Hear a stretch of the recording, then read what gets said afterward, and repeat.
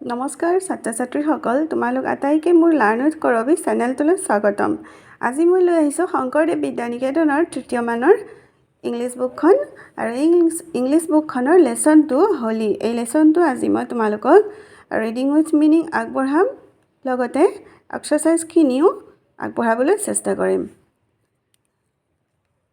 এইখন হোলী খেলি থকাৰ ছবিখন চোৱাচোন। কোনে খেলিছে? শ্ৰীকৃষ্ণই এই ৰাধাসকলৰ লগত হোলী খেলিছে। ছাত্ৰ ছাত্ৰীসকল, তোমালোকলৈ মোৰ এটা অনুৰোধ, তোমালোকেও এই ফাকুৱাৰ সময়ত বজাৰত ফিচকাৰী কিনা আৰু ফাকু কিনা আৰু তোমালোকৰ সমনীয়াবোৰৰ সৈতে আৰু ঘৰৰ সদস্যসকলৰ সৈতে, পৰিয়ালৰ সৈতে তোমালোকেও ফাকু খেলা। কিন্তু সেই ফাকু তোমালোকে বজাৰৰ পৰা ফাকু কিনোতে যিবিলাক কেমিকেলযুক্ত ফাকু হয়, সেইসমূহ তোমালোকে নিকিনিবা, কাৰণ সেইবিলাকে আমাৰ চকুৰ ছালৰ লগতে চুলিৰ ক্ষতি কৰে। গতিকে সেইবিলাক আমি ব্যৱহাৰ কৰিব নালাগে। যিবিলাক নেকি কেমিকেলযুক্ত নহয় তেনেকুৱা ৰংবিলাক কিনিবা আৰু সেই ৰংসমূহেৰে ফাকু খেলিবা। আৰু এটা কথা মন কৰিব লাগে, আমি সকলোৱে ফাকু খেলাৰ নামত আমি যাতে কাৰো মনত দুখ নিদিওঁ, কাকো যাতে আমি অপমানিত নকৰোঁ, সেই কথাটো মনত ৰাখিহে আমি ফাকু খেলিবলৈ লাগে। যিহেতু এইটো এটা হৈছে শান্তিৰ উৎসৱ, ৰঙৰ উৎসৱ, আনন্দৰ উৎসৱ আৰু সম্প্ৰীতিৰ উৎসৱ, মহামিলনৰ উৎসৱ, নহয় জানো? সেইকাৰণে আমি আনন্দ মনেৰে সকলোৰে সন্মান হানি নোহোৱাকৈ আমি এই খেলটো খেলিব লাগে। এই হোলী উৎসৱটো হৈছে সমগ্ৰ ভাৰততে উদযাপন কৰা হিন্দু ধৰ্মাৱলম্বী লোকসকলে এই উৎসৱটো উদযাপন কৰে। আৰু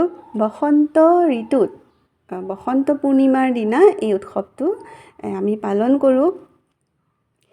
হিন্দু ধৰ্মৰ লোকসকলে আমি যিহেতু ভগৱান কৃষ্ণক আৰু বিষ্ণুক আৰাধনা কৰোঁ, সেইকাৰণে আমি শ্ৰীকৃষ্ণক ভগৱানক উদ্দেশ্য কৰিয়ে এই উৎসৱটো পালন কৰোঁ বসন্তৰ পূৰ্ণিমাৰ দিনা।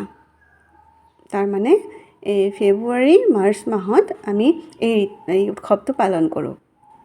আৰু আমাৰ নগাঁও জিলাৰ বৰদোৱা থানত শংকৰদেৱে এই উৎসৱ আৰম্ভ কৰি থৈ গৈছিল আৰু বৰ্তমানেও তাত এই উৎসৱটো পালন কৰি আহে।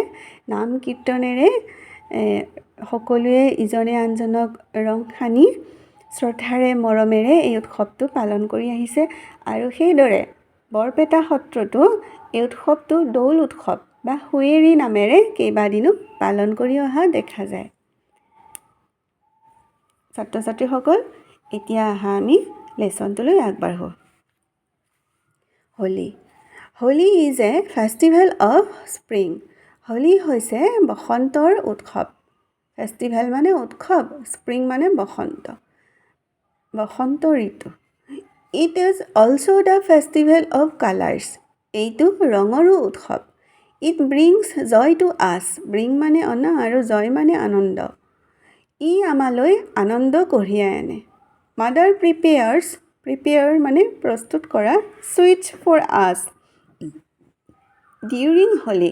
ডিউৰিং মানে সময়ত, হোলীৰ সময়ত মায়ে আমাৰ বাবে মিঠাইবোৰ প্ৰস্তুত কৰে। We exchange abir with our friends and relatives. Exchange মানে বিনিময় কৰা, আবিৰ মানে ৰংবোৰ আমাৰ বন্ধুবোৰৰ সৈতে, এণ্ড ৰিলেটিভছ মানে সম্পৰ্কীয়, আৰু সম্পৰ্কীয় লোকসকলৰ সৈতে আমি আবিৰ ৰংবোৰ বিনিময় কৰোঁ। ইট ইজ এন এক্সপ্ৰেছন মানে প্ৰকাশ অফ লাভ। এইটো এটা মৰমৰ প্ৰকাশ।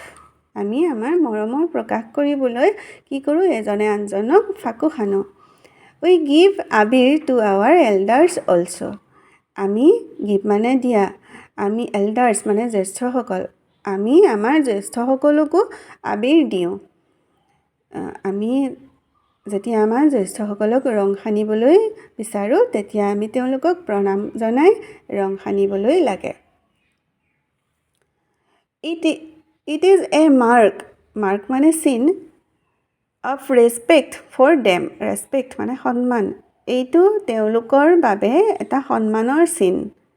উই শ্বুড এভইড হাৰ্মফুল কালাৰ্ছ এয়া দেখিছেনে উই শ্বুড মানে উচিত এভইড মানে ত্যাগ কৰা হাৰ্মফুল মানে অনিষ্টকাৰী আমি অনিষ্টকাৰী ৰংসমূহ ত্যাগ কৰা উচিত we should use good quality of abir good quality মানে ভাল গুণযুক্ত আমি ভাল গুণযুক্ত ৰংহে ব্যৱহাৰ কৰা উচিত Lord Shrikrishna played Holi in Vrindavan Lord মানে ভগৱান শ্ৰীকৃষ্ণই বৃন্দাবনত হোলী খেলিছিল বৃন্দাবনত এয়া গোপিনীসকলৰ সৈতে ফাকু খেলিছিল he played with Radha and other companions তেওঁ ৰাধাৰ সৈতে আৰু অন্যান্য লগৰীয়াবোৰৰ সৈতে ফাকু খেলিছিল উই অবজাৰ্ভ মানে পালন কৰা আমি পালন কৰোঁ Holi on the full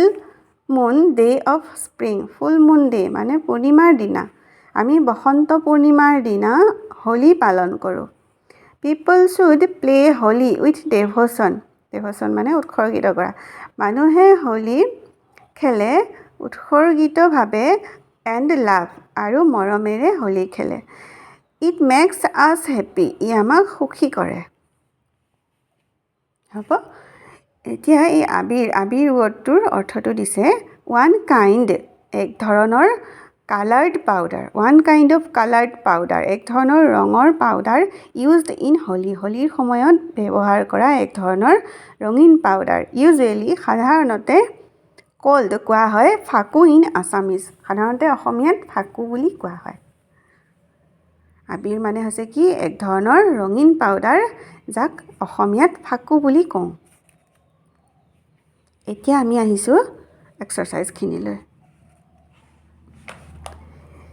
number 1 দিছে explain the significance of the following তলত এই হোলী উৎসৱটোৰ বিষয়ে কেইটামান চেণ্টেঞ্চ দিছে এক্সপ্লেইন কৰিছে we exchange coloured powder during Holi আমি হোলীৰ সময়ত ৰঙীন পাউডাৰবোৰ বিনিময় কৰোঁ Holi is a wonderful festival Holi এটা ভাল লগা বা আচৰিত উৎসৱ হোলী মেক্স আছ হেপ্পী হোলীয়ে আমাক সুখী কৰে you should observe Holi with devotion তোমালোকে হোলী উৎসৰ্গিতভাৱে পালন কৰা উচিত বা শান্তিপূৰ্ণভাৱে পালন কৰা উচিত ফেষ্টিভেলছ ব্ৰিং জয় টু আছ উৎসৱবোৰে আমালৈ আনন্দ কঢ়িয়াই আনে festivals are good for the society উৎসৱবোৰ সমাজৰ বাবে ভাল we should respect our elders আমি আমাৰ জ্যেষ্ঠসকলক সন্মান কৰা উচিত এতিয়া দিছে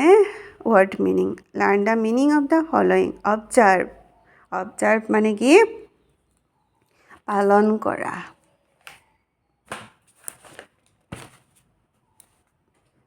এয়া অবজাৰ্ভ মানে পালন কৰা বা নিৰীক্ষণ কৰা ডেভ'ট মানে উৎসৰ্গিত কৰা ফ্ৰেণ্ড বন্ধু ছ'চাইটি সমাজ লাভ মৰম গিভ মানে দিয়া এল্ডাৰ্ছ মানে বয়োজ্যেষ্ঠ চুইট মানে মিঠাই ৰেচপেক্ট মানে সন্মান মেক মানে তৈয়াৰ কৰা বা প্ৰস্তুত কৰা কম্পেনিয়ন মানে সংগী বা লগৰীয়া কোৱালিটি মানে গুণ বা বৈশিষ্ট্য ইউজ মানে ব্যৱহাৰ এভইড মানে ত্যাগ কৰা ৰিলেটিভ মানে সম্পৰ্কীয় হাৰ্মফুল মানে ক্ষতিকাৰক ফুল মুন ডে মানে পূৰ্ণিমাৰ দিন ডিউৰিং হোলী মানে হোলীৰ সময়ত ফুল মুন নাইট মানে পূৰ্ণিমাৰ নিশা আৰু ডিউৰিং পূজা মানে পূজাৰ সময়ত এক্সচেঞ্জ আবিৰ মানে আবিৰৰ বিনিময় ৰঙৰ বিনিময় এক্সচেঞ্জ বুকছ মানে কিতাপবোৰৰ বিনিময়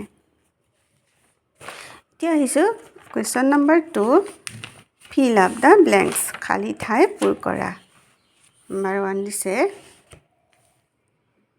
এ festival is dash for the society দুটা ৱৰ্ড দিয়া আছে গুড আৰু বেড এতিয়া উৎসৱবোৰ সমাজৰ বাবে কি বাৰু ভাল নে বেয়া নিশ্চয় এইটো গুড হ'ব a festival is good for the society next আছে উই শুড ডেছ হাৰ্মফুল কালাৰ্ছ আমি ক্ষতিকাৰক ৰংবোৰ কি কৰিব লাগে বাৰু ইউজ আৰু এভইড দুটা দিয়া আছে আৰু কি হ'ব এইটো avoid we should avoid harmful colours we give coloured powder to our elders during Holi as a mark of আমি ৰঙীন পাউডাৰবোৰ আমাৰ জ্যেষ্ঠসকলক হোলীৰ সময়ত দিওঁতে এইটোৱে কি বুজায় লাভ ৰেচপেক্ট কি হ'ব ৰেচপেক্ট যদিহে ইয়াতে আৱাৰ ফ্ৰেণ্ডছ থাকিলহেঁতেন তেতিয়া লাভ হ'লহেঁতেন এতিয়া এল্ডাৰ্ছ আছে এইটো ৰেচপেক্ট হ'ব তাৰ পাছৰটো দিছে make sentences with the following ইয়াত কি আছে এই ৱৰ্ডসমূহ খেলি মেলি হৈ আছে এইটো ৰিএৰেঞ্জ কৰিব লাগে ইয়াত দিছে প্লে উই হোলী এইটো কি হ'ব বাৰু এইটো হ'ব উই প্লে হোলী ঠিক আছে উই প্লে হোলী আৰু এইটো 2019 আৰু 2021ত আহিছিল এনুৱেল এক্সামিনেশ্যনত আহিছিল এইটো হ'ব উই প্লে হোলী আমি ফাকু খেলোঁ উই প্লে হোলী নেক্সট বিটো আছে কালাৰ্ছ গিভ উই এইটো হ'ব উই গিভ কালাৰ্ছ কি হ'ব উই গিভ কালাৰ্ছ আমি ৰংবোৰ দিওঁ এইটো আহিছে 2022ত নেক্সট আছে মাদাৰ ছুইটছ প্ৰিপেয়াৰ্ছ এইটো হ'ব মাদাৰ প্ৰিপেয়াৰ্ছ ছুইটছ মাদাৰ প্ৰিপেয়াৰ্ছ ছুইটছ মায়ে মিঠাইবোৰ প্ৰস্তুত কৰে মাদাৰ প্ৰিপেয়াৰ্ছ ছুইটছ তাৰ পাছৰটো আছে উই ছুইটছ ইট এইটো হ'ব উই ইট ছুইটছ আমি মিঠাইবোৰ খাওঁ উই ইট ছুইটছ তাৰ পাছৰটো আছে অবজাৰ্ভ হোলী উই এইটো হ'ব উই অবজাৰ্ভ হোলী আমি হোলী পালন কৰোঁ উই অবজাৰ্ভ হোলী এইটো আহিছে 2022ত উই অবজাৰ্ভ হোলী এতিয়া কুৱেশ্যন 4 ইয়াত আছে who played Holi in Vrindavan কোনে বৃন্দাবনত হোলী খেলিছিল শ্ৰীকৃষ্ণই বৃন্দাবনত হোলী খেলিছিল হয়নে এতিয়া তাৰ এনচাৰটো হ'ব Lord Shrikrishna played Holi in Vrindavan ভগৱান শ্ৰীকৃষ্ণই বৃন্দাবনত হোলী খেলিছিল Lord Shrikrishna played Holi in Vrindavan তাৰ পাছৰটো আছে on which day is Holi observe কোনদিনা হোলী পালন কৰা হয় কোনটো দিনত পালন কৰা হয় এনচাৰটো হ'ব we observe Holi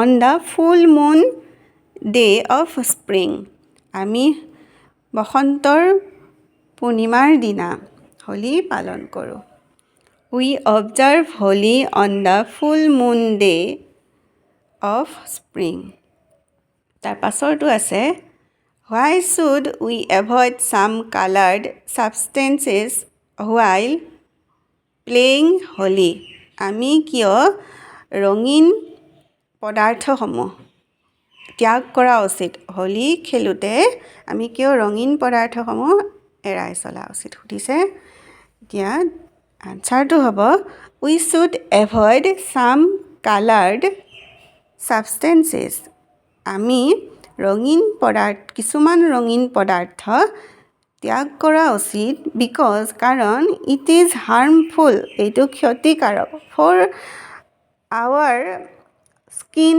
hair and eyes also' কাৰণ এইটো আমাৰ বাবে ক্ষতিকাৰক আমাৰ ছাল চুলি আৰু চকুৰ বাবে ক্ষতিকাৰক ডিটো আছে with whom did Lord Shrikrishna play Holi কাৰ সৈতে ভগৱান কৃষ্ণই হোলী খেলিছিল সুধিছে ইয়াৰ এনচাৰটো হ'ব Lord Shrikrishna played Holi with Radha and his companions ভগৱান শ্ৰীকৃষ্ণই ৰাধা আৰু তেওঁৰ সংগীসকলৰ সৈতে হোলী খেলিছিল